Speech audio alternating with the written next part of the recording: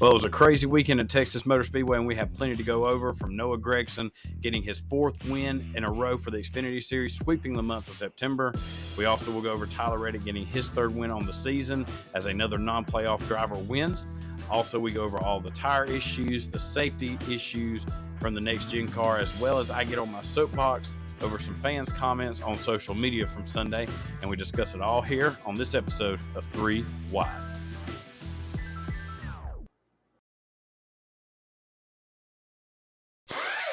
So on Saturday, we had the Xfinity Series take to the track at Texas Motor Speedway, where Noah Gragson gets yet another win, his seventh on the season, fourth in a row, which he swept every race in September.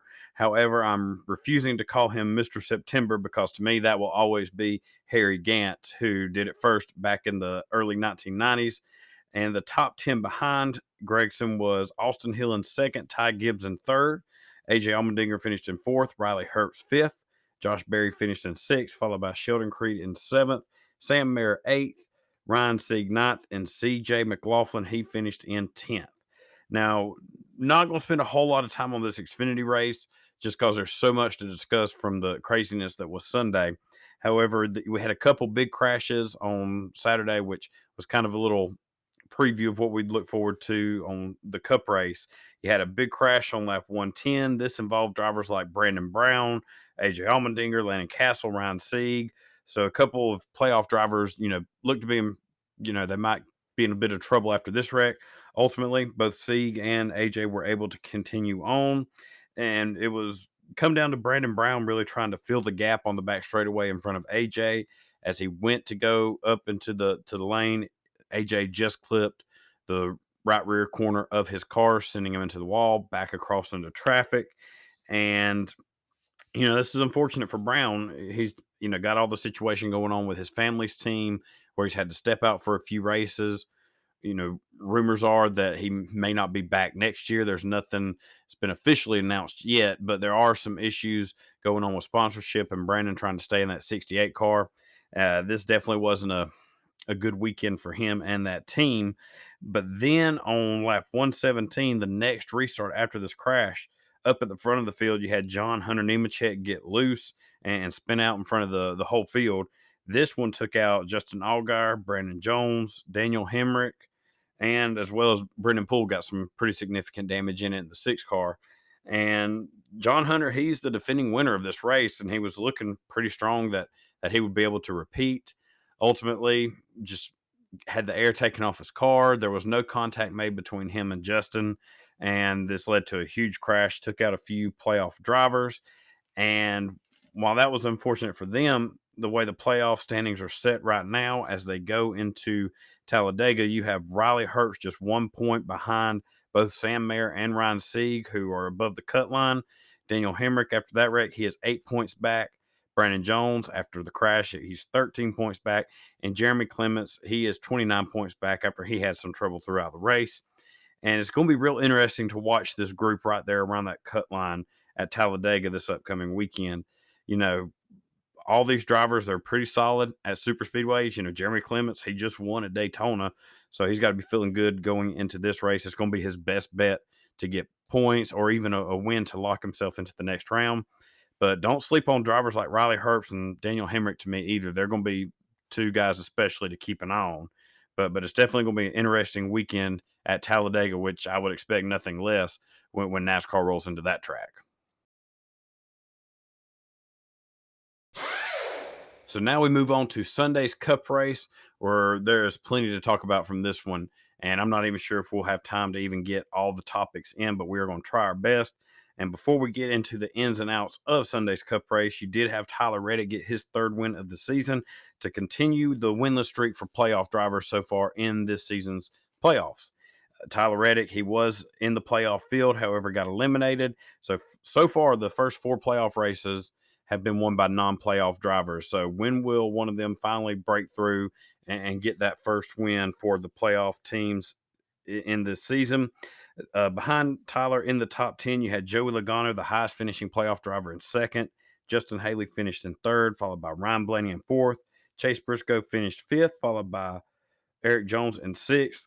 William Byron finished seventh with Brad Keselowski in eighth. Kyle Larson ninth, and Denny Hamlin rounded out the top 10.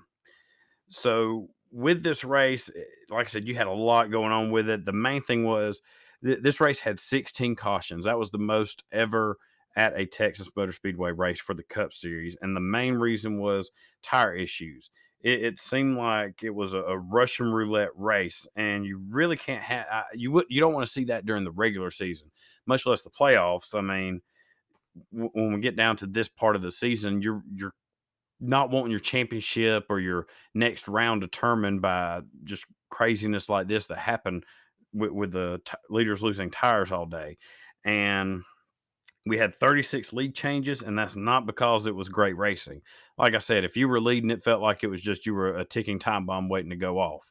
You know, you had drivers like Christopher Bell, Chase Elliott, Kevin Harvick, Martin Truex Jr., uh, Ricky Stenhouse. Several drivers have issues, all while leading, just losing their right side tires, whether it was the front or the rear. And after the race, and today, Rodney Childers, he put up an excellent point on Twitter. Uh, I won't go over the details of it. It was like 3 pages of notes that he had wrote down on what he thinks the problem was with these tires. He's His theory is it's a lot to do with the shock limiter rule. You know, teams are trying to get the cars as low to the ground as they can to help with downforce, and there's only so far right now that the shocks will get you down to the ground. So teams are changing the air pressures in the tires, getting them as low as they can, and that's really kind of a danger spot from what Goodyear's saying, because Goodyear gives them the numbers like here's our recommended tire pressure setting. And with the cars now all coming from pretty much the same place, everyone's running the same cars. Teams are trying to find the advantage wherever they can, and right now tire pressures is where that's coming from. That's where teams are finding more speed, finding better grip and whatnot. And unfortunately, when you run it so low, it's just a matter of time for that thing just blows up in your face. And Tyler Reddick, he mentioned a pretty good thought on it. He said with what probably led to all this happening at Texas, with the resin put down in the corners, and after the lightning, the weather delay, the race kind of going on at night, especially, we saw higher corner speeds because of that resin and because this race was going later. And with the low pressure, with the higher corner speeds, it's just taking no time for these tires to burst. Which his team, they said they were more conservative with their tire pressures just to avoid that completely. And like I said, it just kind of, even right there towards the end with Tyler leading, it felt like it was a matter of time. Like, okay, who's the next driver going to be that has issues, that loses their tires and loses whatever ground they've gained. And Martin Truex Jr., who was one of the main ones that had a few problems throughout the race, and he had a quick car. After he got out, his quote was to reporters, "I don't even know what to say between crappy parts, tires exploding, and all the BS we're dealing with. It's a joke. There's a lot of people who make a lot of money to do this and get this stuff right. That's all I'm going to say about it." And like I said last week, and even now, more drivers are becoming more vocal about these cars, about the issues with it, and which is a good thing. I love it when you have these veterans come step up and say something, because in their mind, what have they got to lose? What are you going to take away from us? Because we've been in the sport for so long, we've been in all these different cars. These drivers bring knowledge to the table, and it would just make sense for NASCAR to be listening to them. And I mean, these are the guys that are taking the hits out there. So and I expect this to keep going through the rest of the season. It's going to be interesting to see how these last few races are going to go. It just seems like this tension just keeps building and building, and you think, okay, we've hit the bowling point, and we haven't even hit that boiling point yet. And going off the tires, one of the big things really that was the talking point was the safety aspect of the race overall. The main one being Cody Ware's crash. He had a hard hit in turn 4 where it looks like he lost control. The rear end stepped out and he overcorrected, went head on into the wall. And this was one of the hardest hits I've seen with this new car. I mean, the safer barrier, which is made to give and kind of take the brunt of the hit, that wall gave in more than I've ever seen seen it do in a crash. Now, after that, Cody, you could tell, just did not have control of his car, whether he was unable to in some sort of way. I'm not sure, but he goes down into pit road, nearly hits. There's a pit opening for garage access, nearly hits the exposed wall head on. Fortunately, he was unable to miss that. He scrapes alongside the pit road wall, which again, fortunately, no pit crew members were sitting there or standing there. It was a clear wall, and he was able to get out of the car with some help, but you could tell he was struggling. He wasn't 100%. Whether it was he got the breath knocked out of him or what, I'm not sure, but he did wind up having to be taken out on a stretcher to the infield care center. Now, last reports I saw, he got checked out, was given the all clear and released, and is back home. So that was really good to see. I was afraid when I'd seen that, that they were taking him out on a stretcher. I was afraid of what that might lead to. And talking about the NASCAR safety, and here's where I'm going to get on my soapbox a little bit.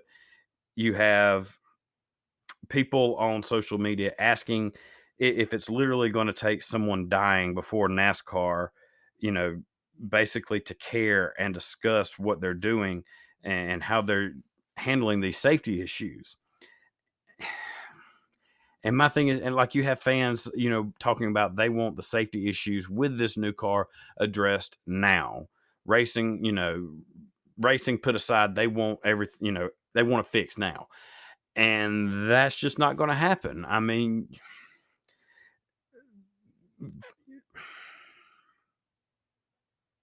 fans are on social media talking about drivers boycotting races and talking about how they've either stopped watching Talladega and Daytona, or how they're just dreading this upcoming race at Talladega, and what's it going to take, and something needs to be changed now. Let me tell you something. Y'all need to basically, kind of get over yourselves a little bit. Eh, NASCAR, if you want true safety issues addressed and adjusted, it takes time. Now, if NASCAR comes out with a band aid that can get us through the end of the year, like, hey, this will help with hits, this will help, such harsh, drivers feeling such harsh effects from the wrecks, great, I'm all for it. But for overall sweeping changes on these cars, for the safety aspect of it, it's going to take time. I'm sure, I'm hopeful and I'm optimistic that NASCAR is already working towards fixing that for next season. They're already looking at all the data. And I'm going to stay optimistic that this will be addressed in the offseason. They will look into it. I don't see how they couldn't, with all, the outspokenness that's coming from drivers, from fans, from media members alike. And I'm not wanting to come off as against fans speaking up or drivers speaking up. I'm not, but it's the fans that are pretty much talking down to the sport, that are kind of being disrespectful with the comments. It's like the safer barrier, for example, when Dale Earnhardt Sr.'s unfortunate crash that took his life in Daytona 2001, NASCAR immediately mandated that all drivers will wear the Hans device in every race forward, just to avoid, their heads moving forward, whatnot, keep them more secure in the driver's seat. The next big development was the safer barrier. That did not debut until the 2002 Indy 500 the following May, and that wasn't even a NASCAR race. NASCAR didn't get a taste of the safer barrier till the Brickyard 400 in August, over a year and a half later from the February wreck with Dale Earnhardt. And still after that, all tracks did not have the safer barrier until 2006. It took 4 years after that for all these NASCAR ovals to have safer barriers. These things take time. It's time to kind of pump the brakes on the comments on talking about, getting on NASCAR, that you want this addressed now, or that NASCAR just doesn't care, when we don't know what's going on behind closed doors. You may want transparency. NASCAR's never really been a transparent sport in the grand scheme of things, in all honesty. I'm not saying that's good, not saying that's bad. That's just the way it's been. Now, did NASCAR rush out this next gen car? I believe they did. I think there are some serious issues with this car that they should have pulled the reins back a little bit and wait to debut this car. But again, we got to be a little bit more patient here. We can't expect NASCAR to roll something out next week for Talladega. Let's say they roll something out like, okay, just to appease fans, appease drivers, appease the media, and it's something that hadn't been fully tested, fully vetted, and it comes out possibly a worse situation. Then guess what? Now everybody looks worse, and you possibly caused injury to another driver because you've made that change. We've been through 3 super speedway races. Really, let's see here. You got Talladega, Daytona. You've also can count the 2 Atlanta races. We've been through 5 technical super speedway races so far, and we have been very fortunate to make it through these races without serious injury. Now, we've had some very serious wrecks.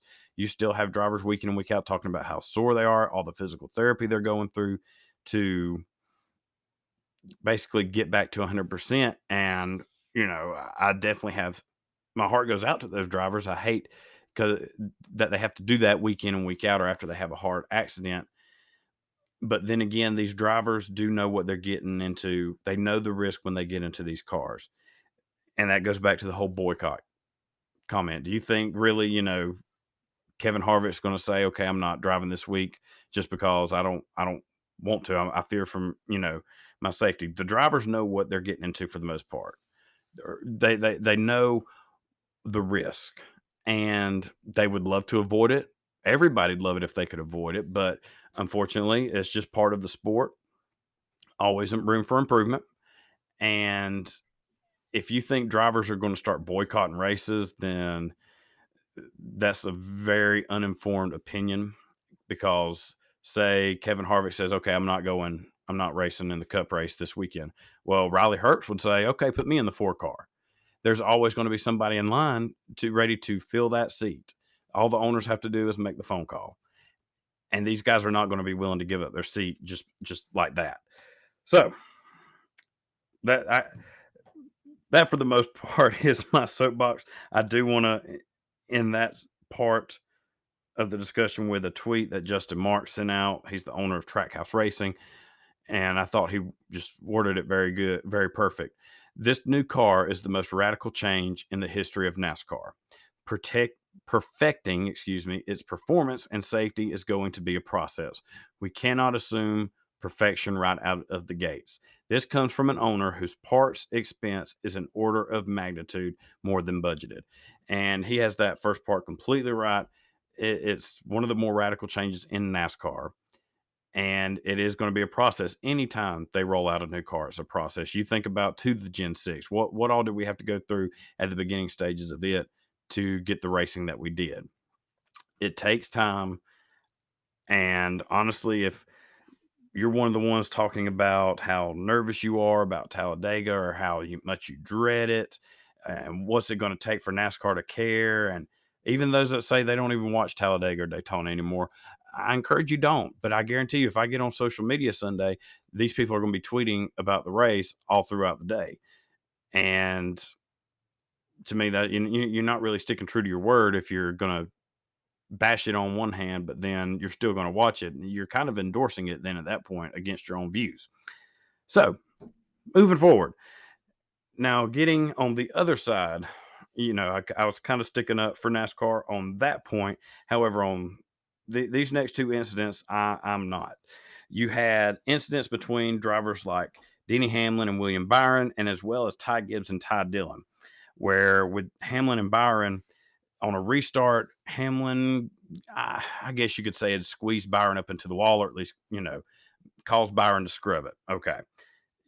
Restart deal. Everybody's getting all that they can. Things happen. It's not like Denny Hamlin went up there, body slammed him, and sent him into the wall, and that ended Byron's day. They still continued on. Everything was good. Well, then the caution came out with Martin Truex's crash in turns 3 and 4. And as they're coming on the front straightaway, the leaders, because at this point, Hamlin was second, Byron was third. William Byron spins out Denny Hamlin on the front straightaway. And it was pretty apparent that this was intentional, at least in some way, shape, or form. It was intentional. but nothing was done. William Byron got to keep his spot, actually move up to second place. Meanwhile, Denny Hamlin had to go back to the rear for failing to maintain caution pace. And Scott Miller with NASCAR, an official with NASCAR, said that NASCAR, the officials, they did not realize until the green flag after this caution that what had happened between Denny and Byron. They were focusing on the cause of caution, which to me that is pretty ridiculous because this happens on the front straightaway. Oh, right in front of all the suites, all the officials on pit road. You're telling me not one person had eyes on this incident, not one person noticed, hey, there goes the second place car going through the grass and the caution's out. What's going on here? And even Denny Hamlin tweeted after Jeff Gluck had sent out a tweet talking about the what Scott Miller had said, and even that a penalty is possible still for William Byron as we get later on into the week. They haven't announced anything yet. Denny Hamlin asked, they missed it. What a blanking joke.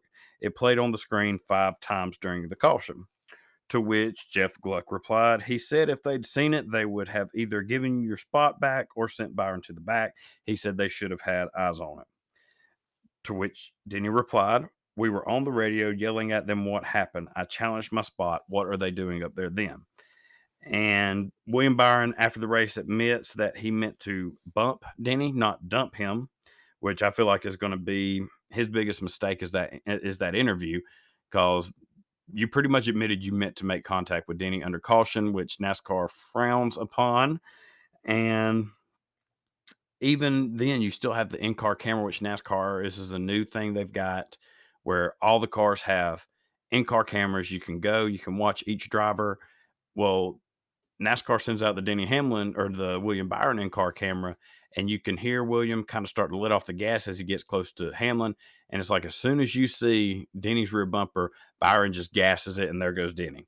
So those two things alone, I expect to see a penalty for William Byron. To what level, or if it's points, fine, both. I'm not sure. We'll probably find out. If I had to guess, Wednesday it should be announced. If not, tomorrow afternoon.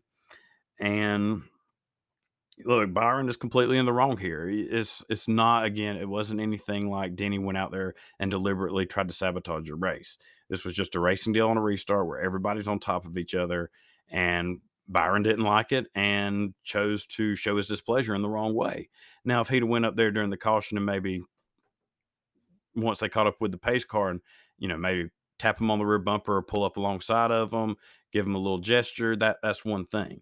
But when you spin out a driver under caution, now you've crossed into a whole new territory, and that's not okay. You can't be driving like that under the caution. And moving to the next one, and to me this one's worse. Ty Gibbs and Ty Dillon on pit road. And I believe it was right around the same time. It might have been this actual same caution. So drivers come through pit road getting service. And as Ty Dillon is pulling out of his pit box, he makes contact with Ty Gibbs.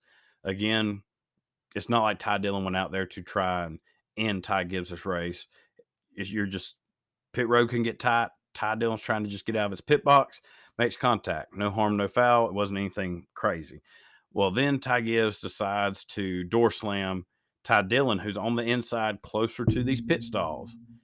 Ty Dillon gets hit by Gibbs, and luckily Ty Dillon was on his toes and hit the brakes, because right there where Ty Gibbs hit him, you had Chris Buescher's team working on the car. You had NASCAR officials right there on the outside in the pit, closer to the pit lane. And if Ty Dillon hadn't had the heads up to hit that brake, then that could have been a huge disaster. You talk about safety, that could have been a big safety problem. And Kevin Harvick, he's been very active on Twitter over the past couple weeks. And somebody had tweeted saying, I'd also like to see the in-car of Ty Gibbs pit road retaliatory move, to which Kevin Harvick said, all these situations should be handled during the race, just like Formula One does. Under investigation works at any point in the race. You issue a penalty, move on. That way, when you don't see it, you can still handle during the event. And I agree with that. I don't see why we have all these cameras. You got all this replay. I don't see why in all this data coming from the cars. I don't see why NASCAR couldn't implement like, okay, we missed this, but apparently Ty Dillon's crew's telling us, hey, there was a problem on pit road with Ty Gibbs. We need to go back and take a look at this and solve the problem then. Instead, it is that, well, we didn't see it, so we'll look at it later. We'll look at it tomorrow after the race is over. Even though, and you've had some drivers like Kyle Busch basically say it all depends, with the Denny Hamlin William Byron deal, it all depends apparently on who it is. And it makes sense because you look back at Kyle Busch at the spring Richmond race where he drove around for, what was it, 75 to 100 laps with tape on the front of his car. And all of a sudden NASCAR says, oh, he needs to come in and serve the penalty. We've been looking at it, but he needs to go ahead and come in and we're going to penalize him. Why can't we do that week in and week out? That helps you be more consistent instead of missing calls like this and making yourselves look bad. So if it was me with this Ty Gibbs situation, the problem is simple to fix. I'd simply tell Ty Gibbs, well, I hope you got some good experience from your races in the Cup Series because you're not getting back in the Cup car this season. You focus on Xfinity and running for your championship. Denny, y'all get somebody new in the 23 car because we're not going to have any of that. He's done in the Cup Series for 2022. That sounds harsh, but you got to send a message. And that's something that's been missing in the NASCAR official booth, I feel like. I think back to David Hoots, who used to be the race control director. Everybody knew David's voice. Everybody knew who David was because he didn't play around. If you were messing around on the coming to a restart, fighting over, hey, this position's mine, no, it's mine, he'd simply say, both of y'all go to the back, and that'll solve that. That is what I feel like is missing most from NASCAR. They need to get under control of these races. You can't let things like the Denny Hamlin Byron and especially the Ty Gibbs Ty Dillon deal. You can't not let that slide. You can't just let that go and say we'll address it later. That's how this crap keeps going, and that's how it builds, and you get bigger and more problems. So that's I have more issues with that than I do this car, just because the car is going to take time to fix. That's fine. This stuff right here, where you got guys knocking each other on pit road that could take out a pit crew or some officials, that needs to be addressed right here and right now. So Texas was obviously crazier than it's anticipated. A lot of people expected just a one-lane race or, drivers getting loose in all the resin and just a single lane track. But we got much more than that. Unfortunately, we got much more than that. And hopefully we go into Talladega next week. Maybe we can have somewhat of a calm Talladega race and come out a little bit smoother than we did from this past weekend at Texas. And before we get to looking ahead at Talladega this upcoming weekend, let's point out our spotlight drivers from the two races in Texas on the Xfinity Series side. My spotlight driver is AJ Allmendinger, who was caught up in that crash with Brandon Brown and his teammate Landon Castle. He was able to come back and finish in fourth. And he going into Talladega is now 47 points above the cut line. Now, AJ has some solid stats in the Xfinity Series at Talladega. However, we know super speedway racing is not his favorite. So he's got a pretty good points cushion to come out of Talladega, still, should be above that cut line, and going into the Charlotte Roval, which is somewhere he will be expected to be a race winning contender. He's looking pretty solid if he can just get through Talladega in one piece still with a good gap to that cut line. On the Cup Series side, Chase Briscoe is my spotlight driver. He gets his first top 5 since the Coke 600 back in May. And simply because he was able to not be one of the ones that popped a tire and avoid any trouble. Now, he is still 4 points below the cut line. However, with Talladega and the Roval coming up, these are two tracks I feel like will be very solid at. He's definitely one to watch. He's won at the Roval in the Xfinity Series. He knows how to finish up front in super speedway races. He could be a little bit of a dark horse and upset watch for the next couple of weeks to move into that next round when I have him predicted to even miss to be cut after the Roval. So the 14 car, that's going to be someone to keep an eye on as we get ready to go into Talladega and the Roval. But as I said, we got Talladega this coming up weekend where all 3 series is going to be racing. Last year, it was upset weekend, as in the truck series, you had Tate Fogelman get the win in the truck. Brandon Brown came away with his first career Xfinity win last year, and Bubba Wallace gets his first career Cup win last year on that rain shortened race. And the big question is, how will these playoff drivers, how will they go and race Talladega? You know, if you're below the cut line, obviously you have to go out there and try to get all the stage points you can. And I feel like if you're above it, you're just simply trying to come out of there in one piece with a good solid finish to set yourself up for the next race. Can a Cup playoff driver finally get a win?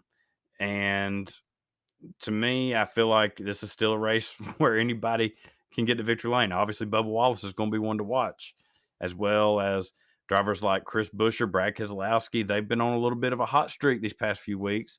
They're going to be a team to watch. But if anybody can get through and get this first victory for a playoff driver, look no further to me than Team Penske. You got to be watching both Blaney and Logano as well as Cindric. You know, Cindric, he's come on really strong here at the tail end of his rookie season, winning the Daytona 500. We know he can get it done on super speedways, and Logano and Blaney, their resumes speak for themselves as well, especially Blaney at Talladega. So, all in all, I always look forward to Talladega. Like I said, hopefully we just have a smooth, clean weekend compared to this past weekend at Texas, and everybody just comes out of there unscathed, both inside the car and outside of it. And that will wrap up this week's episode of 3 Wide. As always, I thank you for joining me and listening along. If you haven't already, be sure to hit that subscribe button wherever you're listening to this podcast from. Leave me a review. Let me know what you think of the show. And I hope everyone has a wonderful rest of their week. We will meet back same time next week and go over all the action from the high banks of Talladega Superspeedway.